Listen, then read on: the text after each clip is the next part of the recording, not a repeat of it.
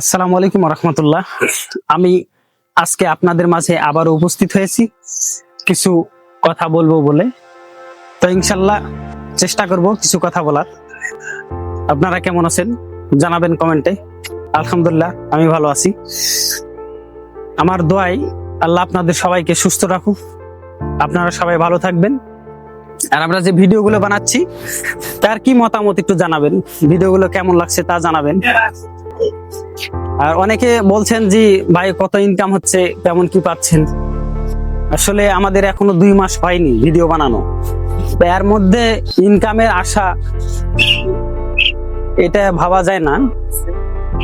তবে অনেকে কমেন্টে লিখেন যে ভাই আপনি ভিডিওগুলো খুব ভালো, অনেক উৎসাহ দেন, তো আমাকেও ভালো লাগে। আবার অনেকে বলেন যে ভাই আপনার ভিডিওর সাউন্ড সিস্টেম বা হয়তো ভিডিওর কোয়ালিটি একটু ভালো হওয়া দরকার। দেখেন আমরা আসলে নতুন, আব্দুল হালিম আমার বন্ধু, সেও নতুন, আমিও নতুন। ভুল ভাঙতে হবে এটাই ঠিক, কারণ আমরা তো নতুন। কিভাবে ভিডিওগুলো আপনাদের মাঝে তুলে ধরবো এই দিকগুলো আপনাদের মধ্য থেকেই পরামর্শ নেব, কমেন্টের মাধ্যমে জানাবেন কি বিষয়গুলো নিয়ে ভিডিও বানালে ভালো লাগবে। এমনকি আমার পাশে আব্দুল হালিম আছে, তিনি কিন্তু আমাকে অনেক উৎসাহ দেন বা অনেক পরিশ্রম করেন এই ভিডিওগুলো বানানোর জন্য। তো আমার পাশে আছেন। আসলে এই পর্যন্ত যতটুকু আশা আপনাদের মাঝে এবং ভালোবাসা, এর সবটুকু কিন্তু তার জন্য। তো আমি আব্দুল হালিমকে ডাকছি। আব্দুল হালিম, এসে তুমি কিছু কথা বলো, কারণ তুমি যে আমার বস, কথা না বললে হয়তো বা আমার হবে লস। আসসালামু আলাইকুম রহমতুল্লাহ। আমি আব্দুল হালিম সরকার।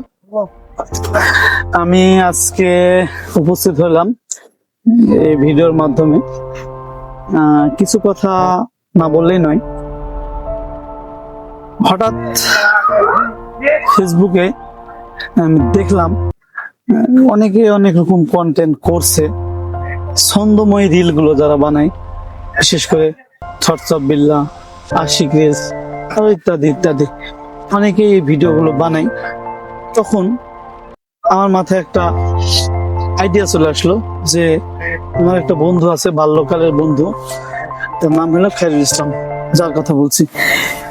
তো এর ভিতরে এই প্রতিভাগুলো ছিল অনেক আগ থেকে। ছোটবেলা তখন একসঙ্গে খেলাধুলা করতাম, তখন দেখতাম যে এই ভিডিওগুলো সরি এই কথাগুলো সে বানাচ্ছে, কথার সাথে কথা মিলিয়ে দিচ্ছে। এইটা আমার নলেজে তখন চলে আসলো। আমি উপস্থিত ভাবলাম যে এই খায়রুলকে কাজে লাগাবো। এই প্ল্যান মাথায় নিয়ে এর সামনে আমি উপস্থাপন করলাম, বিষয়টাকে বোঝাইলাম। ও কোনো মতে রাজি হয় না প্রথমে, মানে না আমি ক্যামেরার সামনে কথা বলতে পারি না, বিভিন্ন রকম কথা ইত্যাদি ইত্যাদি, মানে কোনোভাবে ওকে রাজি করাতে পারি না। তারপরে আমি ভিডিওগুলো তাদেরকে দেখালাম ফেসবুকে। দেখানোর পরে অনেক বোঝানোর পরে একটু রাজি হলো। তারপরে আমাদের যাত্রা শুরু। এখন আপনাদের কাছে আমাদের একটু দাবি, অনুরোধ, তা হলো যে আমাদের ভিডিওগুলো দেখবেন এবং পাশাপাশি লাইক, কমেন্ট এবং শেয়ার। এই কথাটা বলছি, পাশাপাশি লাইক, কমেন্ট ও শেয়ার করবেন। কারণ যদি ইনশাআল্লাহ লাইক কমেন্ট না করেন তাহলে ভিডিওটা আরো মানুষের কাছে পৌঁছাবে না। আর যদি আপনারা পছন্দ না হয়, লাইক কমেন্ট নাই করেন, তখন আমরা পরবর্তীতে ভিডিও বানানোর জন্য উৎসাহ পাবো না।